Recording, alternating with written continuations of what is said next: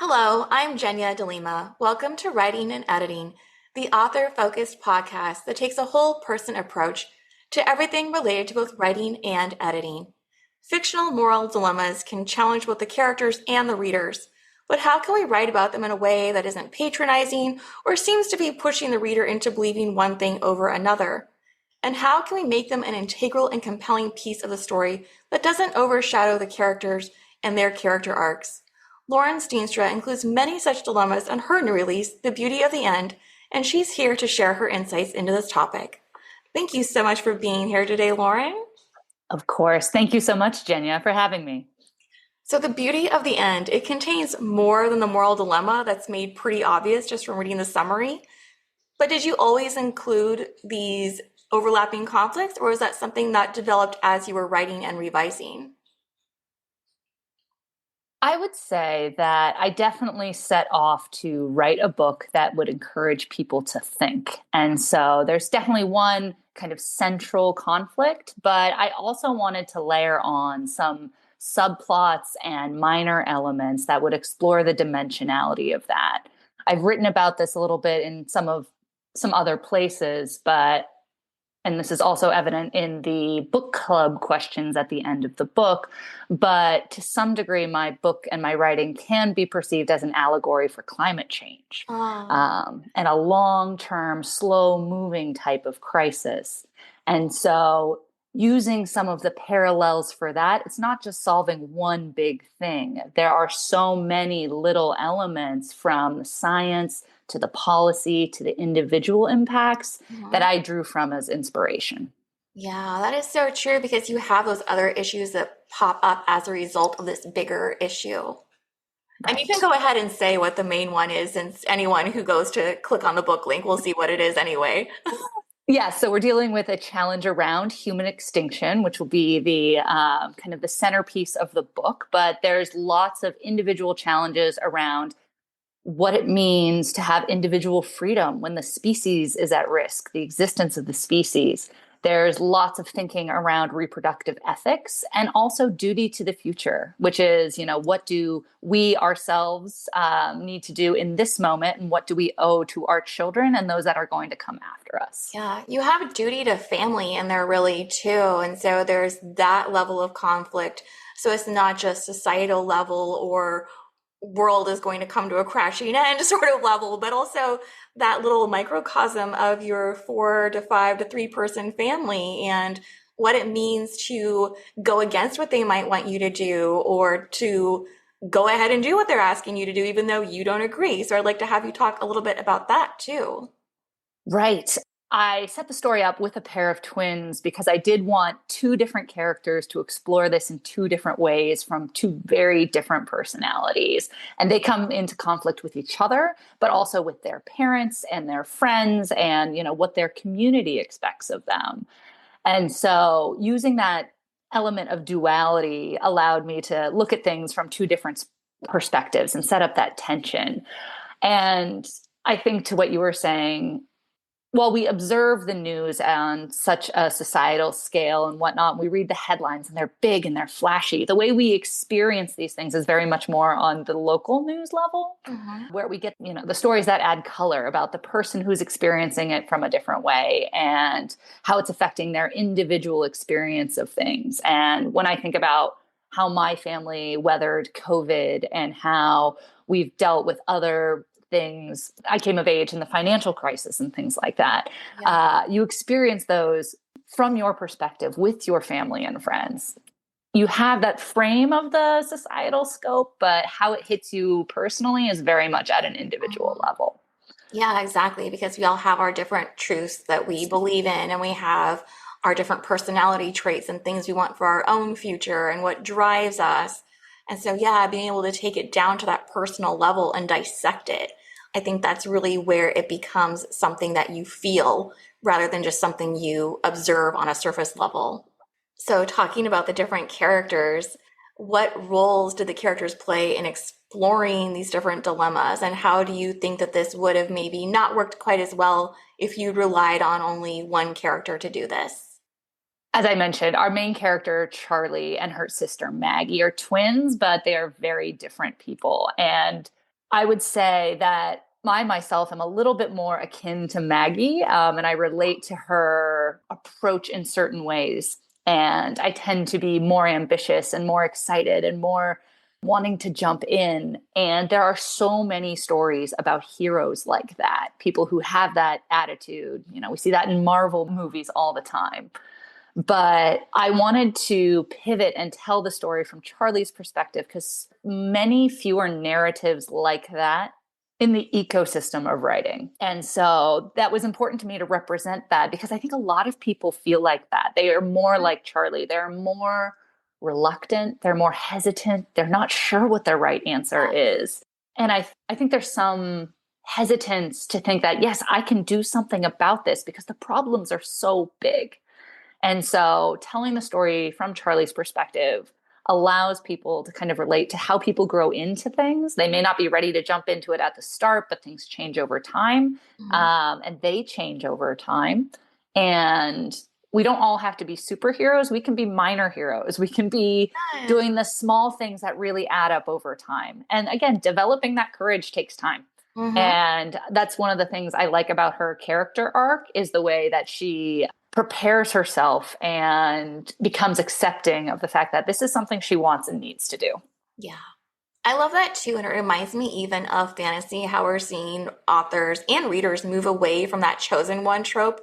We're kind of tired of the person who can do it all effortlessly and already has every single skill and ability just innate to them so that they can succeed. Right, because most of us don't really fall into, well, duh, because chosen one, not chosen many. But yeah, we don't have those same traits or inclinations, or again, we might be one of those people that's sort of waffling or we don't really know. And especially when you're younger, that's so common anyway, because we don't know that much about the world. We're still figuring things out, maybe don't even have the information we need to make a choice. And so we just don't make one. But yeah, moving back to the book. So you set up Charlie and Maggie's characters really early on, the very first chapter. And we see them when they're younger, and we get a good idea of who they are and how they're different from one another. So could you say why it was so important to show the reader from the very beginning what they're each like and why? Of course. I'm going to dig into my science background here a Oh, little yes, bit. please. I am fascinated by the scientific concept of duality. And you may remember from your science education that light is both a particle and a wave. But traditionally, those should be mutually exclusive. But somehow, again, light exists. And you'll notice throughout the book, there's a couple of places where we have this duality of things that have a juxtaposition to them, have an oppositional force. The tension is required for both to exist. And so, again, I set these characters up with that in mind, that they are oppositional in nature. They're going to fight against each other, but and yet they're twin sisters who were adopted at a very young age, and they are very attached to one another. And so they, even from a young age, have sibling tension. And I think anybody who has a sibling is probably knowing exactly what I'm talking Oh, about yes. here. But that doesn't undercut some of the greater themes around love and attachment and what it means to be family. Again, very much in this found family trope, but that overrides any kind of, tit for tat, sisterly Right. bickering. And so it is kind of ties back to the title a little bit about how these greater things endure. And in this case, it's again what it means to be sisters and what it means to be family, even in the face of these upsetting, destructive events. Mm-hmm. Yeah, I was just thinking about how this might not have worked as well if they had been best friends or cousins, because you can have that sort of spat with your sibling, and you know that for the most part you're going to get over it, but it's almost even just an expected part of the sibling relationship. You are going to butt heads, you are going to disagree and fight. But yeah, and then it goes back to, okay, but it's still my sibling and I love them and we can get over this. But yeah, with a best friend situation, you might have seen that drive them apart, and then where would the story have gone? Lots of loose ends. Yes, that would have made too many difficulties to overcome. But I also want to talk about how these opposing perspectives help add balance to the narrative and the ideas that it's presenting. by using characters who have opposing perspectives, naturally you kind of get things on both sides of the equation. And so it allows us to explore the pros and the cons, for lack of a better term, Mm-hmm. with some kind of equity and equality. These are characters that want to understand each other. They are sisters and they have this enduring love. So they're not immediately rejecting what the other's thinking. They want to reach a place of understanding. And so, to that end, again, we get both perspectives. We get them arguing about which is the right approach, which is the right path, how should we do this? But the underlying drive to achieve some kind of consensus, I keep coming back to the word understanding, acceptance, is a strong driving Yeah. factor. And so this is where I hope also, like, the book does a good job about introducing this kind of approach into the national dialogue, where we're having so much discord about opinions. But if there's that underlying drive to understand, we might be able to reach a better balance in some of the discourse that we're having about really important issues. Yeah, and I will say their parents are also very diplomatic in how they go about trying to bring them into some sort of reconciliation with their opposing viewpoints because their own viewpoints don't always match them either, which again, that is so very true to life of any family dynamic. But I was just thinking too, how might this have been different if the parents had sided with one sister over the other? Yes, I have to say the parents I wrote are the parents that I'm trying to be in my life, but they might be a little idealistic. As you mentioned, they're very even-handed. And I think this comes from a function of having two children myself, which is you love your children the same, but in different ways. And you have to meet their own needs. There's not a favorite child. You love them equally, but differently. Mhm. And that's where, again, I think that remains true. And I do think I agree with you that if the parents had naturally or ideologically sided with one or the other sisters, that would have become more of a story about alienation and would have introduced a Right. completely different dynamic into the book. Again, I do think that keeping the parents in a position where they're trying to meet each child's needs, even though those needs are different, helps to keep the perspectives of each character on the level, which is they're maintained in parity. It's not one is better than the other, they're Mhm. just different. Yeah, I think too, it might have seemed like you were trying to persuade the reader into accepting one opinion as better than the other if the parents had been playing favorites or playing sides. Definitely. And that's one thing I wanted to be very careful with in this book because a lot of the topics could be automatic turnoffs if the reader perceived that I had a preaching approach or a professorial approach or a end goal. As I mentioned earlier, my hope with this book is it gets people to think and to talk, but I wasn't trying to project my own opinions, beliefs, impressions onto others. Right, which seems like it'd be really difficult to do. So, how did you ensure that you didn't allow your own personal biases to creep through into the writing, even in just very subtle ways? It's interesting that you bring this up. A lot of the work that I do stems from working in a nonpartisan or bipartisan space. I work in DC, I work on Ah, policy issues, but I've worked for places like the National Governors Association, which is not RGA, it's not Republican governors, and it's not DGA either. It's not Democratic governors. It is the National Governors Association. And so, how do we represent all opinions? How do we talk about things that can appeal to both sides in both ways? It's about finding and framing issues mhm, on a footing that is appealing to both. And so this ties back to, again, it's a national, existential, species wide, really global crisis. And mhm, so it's bigger than any one opinion or any one position. Again, I work in the emergency management space. For a long time, it's been really kind of apolitical because when bad things happen to people, everyone wants to help. And that's not a political opinion, whether it happens in Florida or Alabama or Texas or California or Hawaii.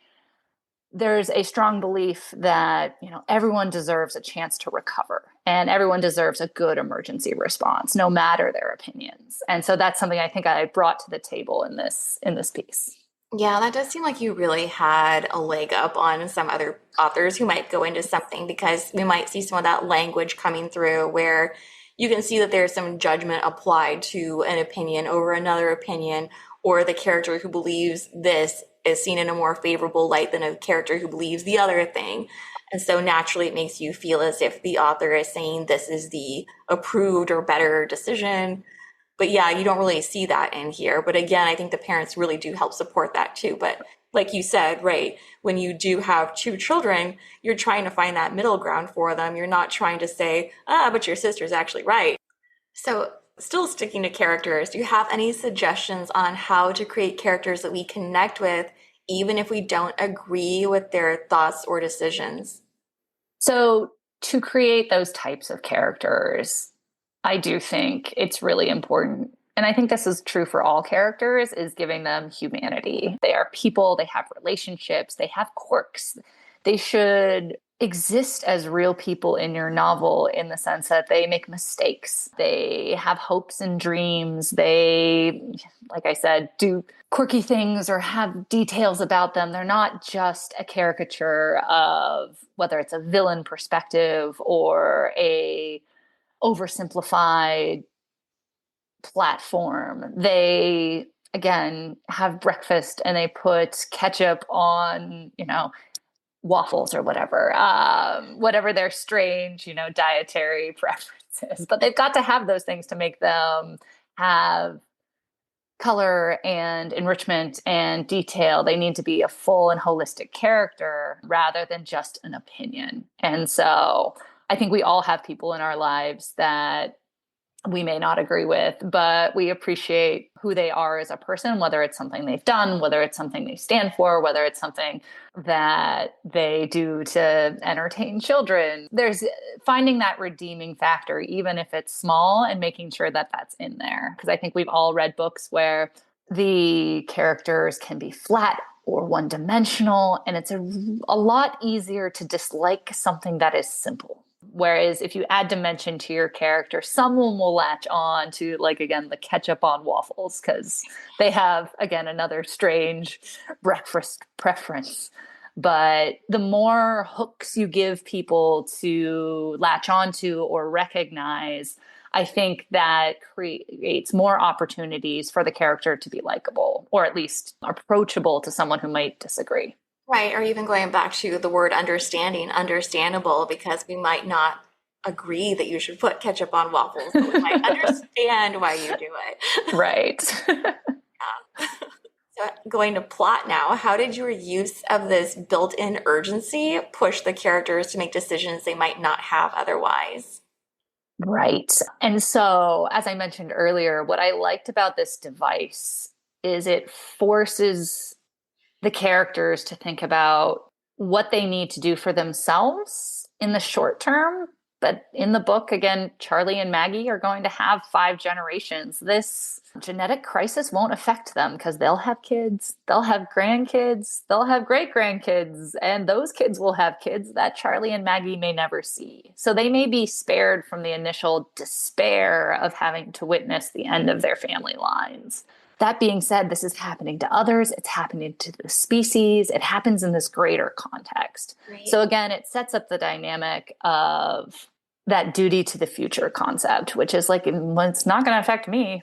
I'm good to go. My family's all right. But are we? Are we just kicking the can if we take that attitude? Are we just passing down that responsibility and perhaps making it more urgent for the people who are closer to the end of the line? So that's what I liked about the device. And I think it was nice to also have the variant that some people are already run out, have no generations left, the knots. Some people have far more and they're enjoying a certain amount of privilege and luxury. So it reshapes the social dynamic in a certain way that I think is a little unexpected, a little novel, a little new. But again, it does set up this urgency around it may not feel like it's happening fast, but in a biological context, 5 generations is nothing. Right. I think in the book we talk about how fruit flies reproduce every 30, 40 days. So like within a year, they've gone through their 5. Right. So when we think about it in those terms, and that again, it forces people to come into their individual, decision-making scope, but then also broaden the lens and see things from this wider scope. And even those changes, that constant zoom in, zoom out, zoom in, zoom out, you have to take things in both contexts, can really force characters to behave in certain ways because there's this Yeah. constant tension between those as well. Right. No, I agree. It's very different than if there had been, say, one immediate decision that had to be made, and then that was really what carried the story, not like you're saying this series of decisions where I may have solved something for right now, but I still have this longer outlook that I need to deal with or consider. So then, too, how does that add to the story? Because we're not seeing just that one rapid fire decision. I'm thinking you see this a lot in thrillers where the person has to decide, am I going to do this or am I going to do this? But yeah, this was just ongoing. And that's the vigilance aspect of that slow moving disaster. It would be a lot easier, I think, to write this novel from a perspective of, extinction's happening within the generation. It's going to happen within 20 years. We're just zeroing out the species. We see a lot of books that focus on that, right? Which is like we have 5, 10, 20 years to solve this problem. I wanted this intermediate term because I do think it creates certain challenges that you don't see elsewhere.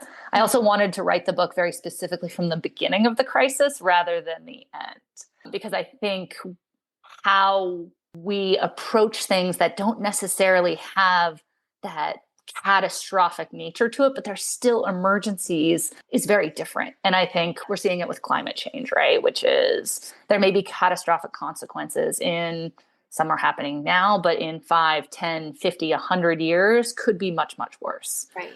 And it requires a different approach. That urgency is not so in your face, and you have to keep it at the back of your mind and not let it fall off the stove. That's what I was just thinking about, even with the book, where this emergency at first, it doesn't really feel like an emergency, especially since the characters are younger. So they're not really thinking, well, they're not even at that age yet where they're that forward thinking. And so for them, it's just sort of like, well, it means my friend might be moving, or it means this, which are normal childhood problems or issues that come up, not again that global scale that we see later and that they develop a realization of and now personally affects them. But I think that also works so well with their character arcs because we are seeing those changes in them and their way of thinking and how they're processing. Whereas we would miss all of that if it had been like that in media res. Here we are, we've got the 5 years left, or they're already like, say, 18 or 20 and now grappling with this. I think it also helps to normalizing the circumstances, which it's that boiling the frog thing. It starts when they're young. They acclimate to it. This is the new world order. A lot of the things that, may be very something that you and I would react to and reject immediately, like surrendering your ovaries. Adults in this current era would reject that very quickly, have a very strong emotional response. But when you've grown up in that climate for 5, 10 years, it becomes more acceptable. And it becomes like, oh, yeah, no, we should actually consider that. And so just that normalization and attenuation of that kind of crisis mentality. Yeah, so this goes into one of my last questions, which was your characters do undergo a few shifts in their viewpoints and how they view the various situations. And if you'd like to elaborate on how you wove that in with some of the philosophical questions that come up so they support one another instead of overriding one another. Right. I think one thing I wanted to always create space for is you can never tell what is going to change someone's mind. And both characters set off in the story with some very strongly held personal views about what they will and will not do, or what right they away. right away, Yes. and what they do and do not want to achieve with their lives. Trying to skim over the spoilers here, they end up in a very different place. But big things happen to them, and your core beliefs sometimes do shift over time, and that's okay. And I think digging into what causes those changes and how people are influenced by certain things, react to certain things, can be very surprising. And it's important not to cast people in certain characters or certain roles or certain personalities, because those things will change over time too. And so it goes to not remaining overly confident or overly sure or believing in your own opinion about someone rather than letting them be themselves and letting them change and letting them react to certain things rather than like, oh, they're just this, they're always going to be that, and closing that off to future evolution, future development, future change. So let us not typecast people. Let us remain open to things that may influence them in a bad way or a good way over time. Right, which is really just excellent advice in general, not just for creating characters. Well, before we end, I know you mentioned it a little bit earlier, but is there one main takeaway that you hope readers really get by the time they finish this book? I think it's a lot of what I talked about here, which is, again, I hope this book challenges people's thinking, gets them. There are book club questions at the back of the book. I hope people dig in. It's not designed to serve you an opinion. It's designed to be thought provoking and let you sit with some of the lasting themes. And so I hope people are open to that and do take the time to reflect a little bit on that. It ties back just to what am I willing to do for my grandkids, their grandkids, etc. That duty to the future piece, that really, I think, is an important part of any conversation that's going on right now. Yep, I completely agree. Well, thank you so much. This has been such a great conversation. Thank you so much, Jenny. I really enjoyed it. I did too. And thank you for listening, and be sure to check out the show notes for additional information, including all of Lauren's links and a link to her book. And if you enjoyed today's episode, I'd appreciate it if you could rate or review the podcast on your favorite listening platform. Thanks again.